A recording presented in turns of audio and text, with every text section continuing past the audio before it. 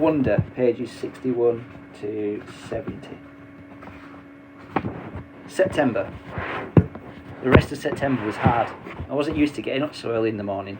I wasn't used to this whole notion of homework. And I got my first quiz at the end of the month.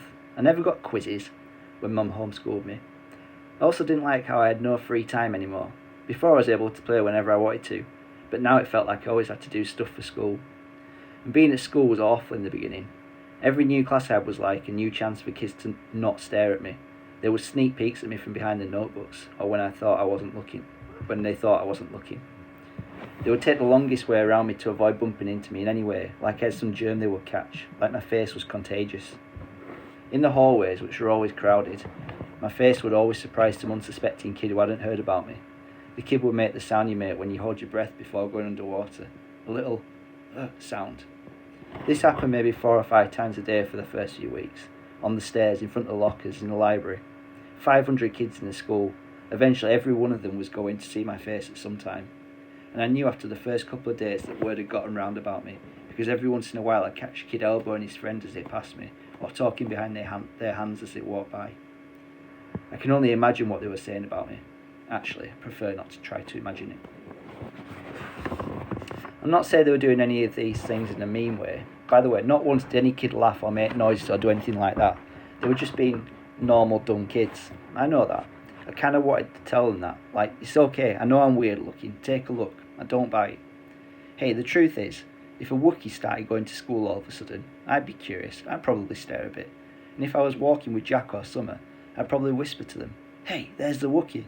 And if the Wookiee caught me saying that, he'd know I wasn't trying to be mean. I was just pointing out the fact that he's a Wookiee. It took about 1 week for the kids in my class to get used to my face. These were the kids I see every day in all my classes. It took about 2 weeks for the rest of the kids in my grade to get used to my face. These were the kids I see in the cafeteria, yard time, PE, music, library, computer class. It took about a month for the rest of the kids in the entire school to get used to it.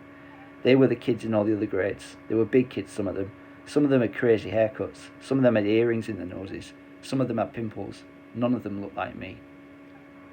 Jack Will. I hung out with Jack in homeroom, English, history, computer, music and science, which were all the classes that we had together. The teachers assigned seats in every class, and I ended up sitting next to Jack in every single class, so I figured either the teachers were told to put me and Jack together, or it was a totally incredible coincidence. I walked to classes with Jack too. I know he noticed kids staring at me, but he pretended not to notice. One time though, on our way to history, this huge 8th grader who was zooming down the stairs 2 steps at a time, accidentally bumped into us at the bottom of the stairs and knocked me down. As the guy helped me stand up, he got a look at my face, and without even meaning to, he just said, "Whoa." Then he patted me on the shoulder like he was dusting me off, and took off after his friends. For some reason, me and Jack started cracking up. "That guy made the funniest face," said Jack, who sat down at our desk. "I know, right?" I said. "He was like, whoa. I swear, I think he wet his pants." We were laughing so hard that the teacher, Mr. Roche, had to ask us to settle down. Later, after we finished reading about how ancient Sumerians built sundials, Jack whispered, "Do you ever want to beat those kids up?" I shrugged. "I guess. I don't know." "I'd want to. I think you should get a secret squirt gun or something and attach it to your eyes somehow, and every time someone stares at you, you would just squirt them in the face. With some green slime or something," I answered. No, with slug juice mixed with dog pee." "Yeah," I said, completely agreeing. "Guys," said Mr. Roche from across the room, "people are still reading." We nodded and looked down at our books. Then Jack whispered, "Are you always going to look this way, August? I mean, can't you get plastic surgery or something?" I smiled and pointed to my face. "Hello, this is after plastic surgery." Jack clapped his hands over his forehead and started laughing hysterically. "Dude, you should sue your doctor," he answered between giggles. This time the two of us were laughing so much we couldn't stop, even after Mr. Roche came over and made us both switch chairs with the kids next to us. Mr. Brown's October precept. Mr. Brown's precept for October was, "Your deeds are your monuments." He told us that this was written on the tombstone of some Egyptian guy that died thousands of years ago. Since we were both about to start studying ancient Egypt in history, Mr. Brown thought this was a good choice for a precept. Our homework assignment was to write a paragraph about what we thought the precept meant or how we felt about it. This is what I wrote. "This precept means that we should be remembered for the things we do. The things we do are the most important things of all. They are more important than what we say or what we look like. The things we do outlast our mortality. The things we do are like monuments that people build to honour heroes after they died. They're like the pyramids that the Egyptians built to honour the pharaohs. Only instead of being made out of stone, they are made out of memories people have of you. That's why your deeds are like your monuments, built with memories instead of stone. Apples. My birthday is October the 10th. I like my birthday, 10-10. I would have been great if I'd been born at exactly 10:10 in the morning, or at night, but I wasn't. I was born just after midnight, but I still think my birthday is cool. I usually have a little party at home, but this year I asked Mum if I could have a big bowling party. Mum was surprised but happy. She asked me who I wanted to ask for my class, and I said everyone in my homeroom plus Summer. That's a lot of kids, Oggy, said Mum. I had to invite everyone because I don't want anyone to get their feelings hurt if they don't find out other people invited, and they aren't, okay? Okay, Mum agreed. You even want to invite that what's the deal kid? Yeah, you can invite Julian, I answered. Geez, Mum, you should forget about that already. I know, you're right. A couple of weeks later, I asked Mum who was coming to my party, and she said Jack Wills, Summer, Reed Kingsley, both Maxes and a couple of other kids said they were going to try to be there. Like who? Charlotte's mum said Charlotte had a dance recital early in the day, but she was going to try come to your party if time allowed. And Tristan's mum said he might come after his soccer game. So that's it. It's like 5 people. That's more than 5 people, Oggy. I think a lot of people just have plans already, Mum answered. We were in the kitchen. She was cutting one of the apples we had gotten in the farmer's market into teensy-weensy bites so I could eat it. What kind of plans, I asked. I don't know, Oggy. We sent out the invites kind of late. Like, what did they tell you, though? What reasons did they give? Everyone gave different reasons, Oggy. She sounded a bit impatient. Really, sweetie, it shouldn't matter what their reasons are. People have plans, that's all. What did Julian give as his reason? I asked. You know, said Mum. His mum was the only person who didn't RSVP at all. She looked at me. I guess the apple doesn't fall far from the tree.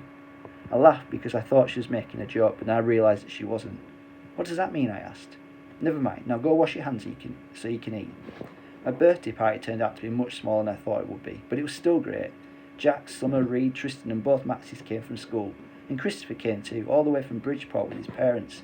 And Uncle Ben came, and Aunt Kate and Uncle Poe drove in from Boston, though Tata and Papa were in Florida for the winter. It was fun, because all the grown-ups ended up bowling in the lane next to ours, so it really felt like there were a lot of people there to celebrate my birthday. Halloween. At lunch the next day, Summer asked me what I was going to be for Halloween.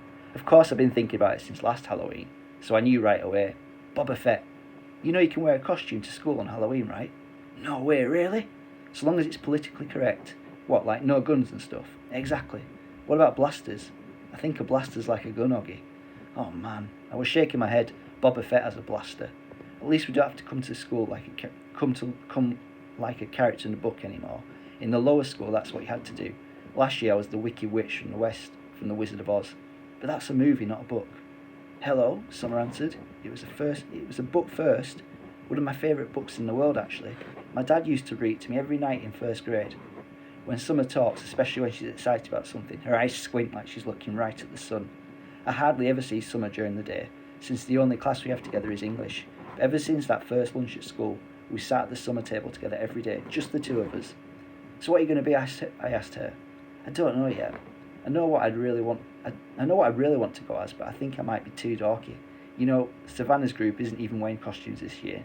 They think we're too old for Halloween. What? That's just dumb. I know, right? I thought you didn't care what those girls think. She shrugged and took a long drink of her milk. So what dorky thing do you want to dress up as? I asked her, smiling. Promise not to laugh.